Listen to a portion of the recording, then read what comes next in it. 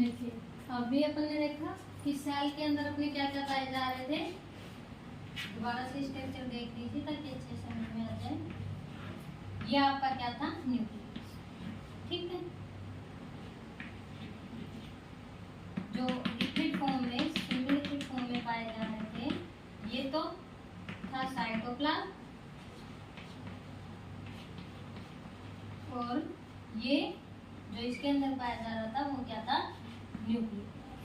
ठीक है, अब देखिए जब अपन ये अपन ने देख लिया था कि स्टडी ऑफ सेल क्या कहलाती है, साइटोलॉजी। फिर जो अपन ये देख रहे थे, ये किसने कहा कि प्रोटोप्लाज्म के अंदर क्या होता है, सेमी लिक्विड फॉर्म में पाए जाते हैं, और ग्रेन्युलर इनकी क्या होते हैं, सब्सटेंस पाए जाते हैं इसके अंदर। ठीक है, ये कैसे होते हैं, सेमी लिक्विड फॉर्म में और ग्रेन्युलर सब्सटेंस ये पाए जाते हैं। ये बताया आपके पुरकिंजे ने। पुरकिंजे ने और वान वाई ने कहा कि प्रोटोप्लाज्म की स्ट्रक्चर होती है किसके अंदर, सेल के अंदर, जो जिसमें क्या पाए जाते हैं, सेमी लिक्विड और ग्रेन्युलर सब्सटेंस। ठीक है, फिर जो रॉबर्ट ब्राउन थे वही किसके अंदर पाए जा रहे, न्यूक्लियस के अंदर।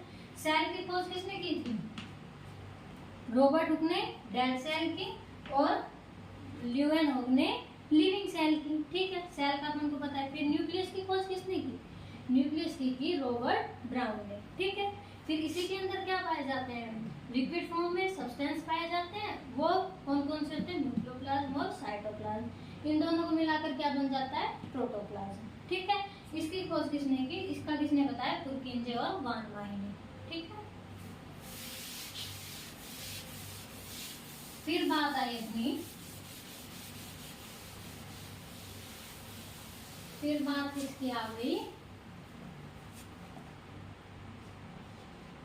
रॉबर्ट विर्चो की। इन्होंने क्या कहा कि जो आपकी न्यू सेल्स होती हैं वो कब बनती है और कैसे बनती हैं। जो आपकी न्यू सेल्स होती है वो ओल्ड सेल्स से, जब ओल्ड सेल में डिवीजन होता है, इसके अंदर क्या होगा, डिवीजन होगा, मतलब ये टूटेंगी, इनका भाग होगा। डिवीजन मतलब ये हिस्सों में बट जाएंगे, उन जो हिस्से बटेंगे उन्हीं हिस्सों से क्या बन जाएगी, आपकी नई सेल बन जाएगी। यानी कि ओल्ड सेल से न्यू सेल्स का जो बनना है वो किसने बताया, रॉबर्ट विर्चो। ठीक है, जो किसने बताया ये कि जो ओल्ड सेल से न्यू सेल्स का बनना है वो रॉबर्ट विर्चो ने बताया। इसी तरह अब अपनी बात क्या आती है, सेल थ्योरी जो है वो किसने दी,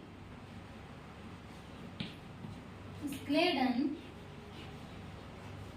एंड स्वान ने।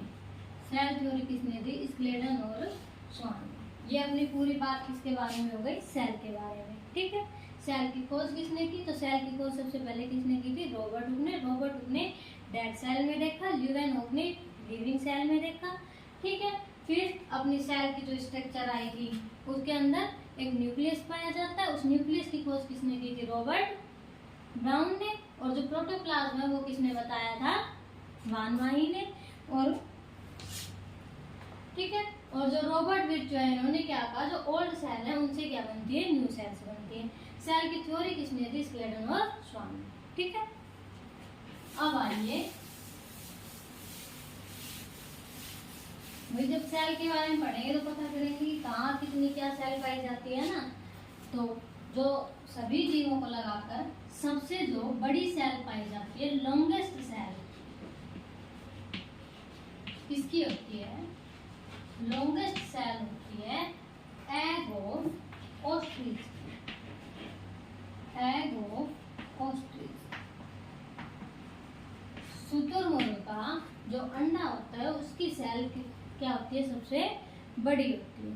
ठीक है, और स्मॉलेस्ट सेल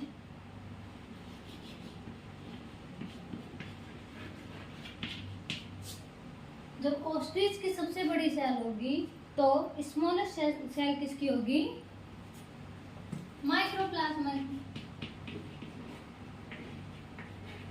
माइक्रोप्लाज्मा सबसे लंबी सेल किसकी होती है, बड़ी सेल किसकी होती है, ओस्ट्रिच, और जो स्मॉलेस्ट है वो माइक्रोप्लाज्म। ठीक है।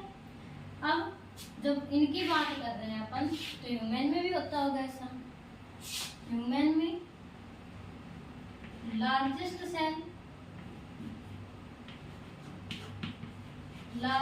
सेल ऑफ ह्यूमन, ह्यूमन में सबसे बड़ी सेल होती है वो किसकी होती है, फीमेल गैमेट की। किसकी होती है, फीमेल गैमेट या एग सेल। ओके। और जो स्मॉलेस्ट सेल होती है, स्मॉलेस्ट जो सेल होती है वो किसकी होती है, मेल गैमेट की। वो किसकी होती है, स्मॉलेस्ट सेल मेल गैमेट्स की। ठीक है। या फिर इसे अपन बोल सकते हैं sperm cell. Okay. Largest, smallest और एक होती है लॉन्गेस्ट। लॉन्गेस्ट जो ह्यूमन में होगी, longest cell of human, human के अंदर जो लॉन्गेस्ट सेल होगी, यहाँ लिख देती हूँ, लॉन्गेस्ट सेल ऑफ ह्यूमन वो कौन सी होती है, अपना नर्व सेल, नर्व सेल्स। ठीक है। ये अपनी सेल की सारी बातें जो मेन थी वो तो यहाँ पे खत्म हो गई। ठीक है। फिर आते हैं सेल्स में टाइप्स। फिर क्या आता है आपका, टाइप ऑफ सेल्स। अगला टॉपिक अपना क्या रहेगा इसी के अंदर, सेल के अंदर टाइप्स ऑफ सेल। तो जो सेल्स का टाइप है वो भी अलग अलग तरह से होता है। एक तो होता है base of number, base of number कि नंबर के अकॉर्डिंग कितने टाइप के। नंबर के अकॉर्डिंग अपने जो सेल्स है वो दो टाइप के होते हैं, यूनिसेलुलर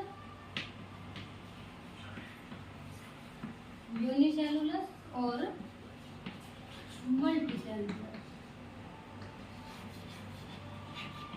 यूनिसेलुलर और मल्टीसेलुलर। यूनिसेलुलर में क्या होता है कि सिर्फ मतलब सेल्स तो बहुत सारी थी, लेकिन कैसी होती है, केवल एक ही टाइप की होती है, वन टाइप ऑफ सेल जो सारे काम करते हैं, वन टाइप ऑफ सेल इसमें पाई जाती है। जबकि मल्टी सेलुलर में क्या होता है, एक से ज्यादा पाई जाती है, मोर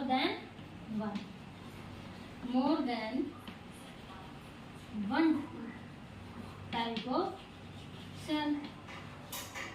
एक ही प्रकार से ज्यादा प्रकार के सेल्स किसमें पाए जाते हैं, मल्टी सेलुलर में, और एक ही प्रकार की सेल किसमें पाई जाती है, यूनिसेलुलर में। यूनिसेलुलर का एग्जाम्पल हम लेते हैं, जैसे यूग्लिना,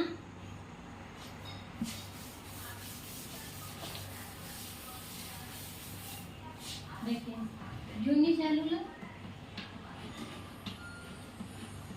और मल्टीसेलुलर।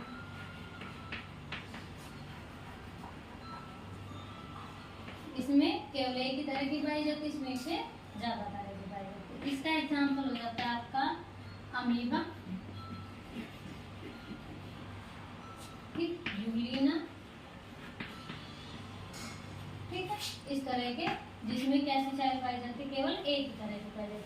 मल्टीसेलुलर जैसे हम हो गए, मल्टीसेलुलर जैसे कि हम हो गए ह्यूमन,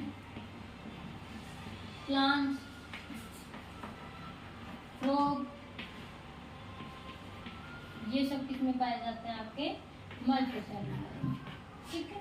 आज की सेल्स की बात अपन इतनी करते हैं और आगे करें। ठीक है। Thank you. बताना समझ में आ रहा है, नहीं आ रहा, क्लियर दिख रहा है या नहीं दिख रहा है। ठीक है। कमेंट करके जरूर बताना प्लीज कि समझ में आता है या नहीं आता है, मेरी आवाज़ आप तक सही पहुंच रही है, क्लियरिटी है या नहीं, वीडियो में क्लियरिटी है जो मैं लिख रही हूँ वो दिख रहा है या नहीं, या कोई कमी रह रही है तो वो भी प्लीज़ ज़रूर बताइएगा। Thank you.